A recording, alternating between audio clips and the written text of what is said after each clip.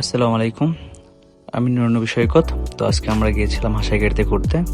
আমরা বন্ধুরা মিলে দুটো বাইকে চলে গিয়েছিলাম নওগাঁ হাসাইগাড়িতে।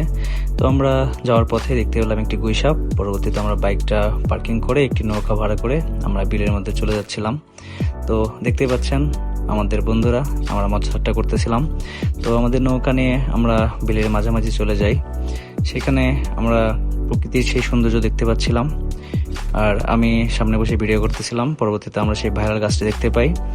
সেখানে প্রচুর ভিড় ছিল, আর দেখতেই পাচ্ছেন পরিবেশ অনেক সুন্দর ছিল। আর বন্ধু সেই হাসি ঠাট্টা, সেগুলোর পাশাপাশি আমরা সময়টা উপভোগ করছিলাম।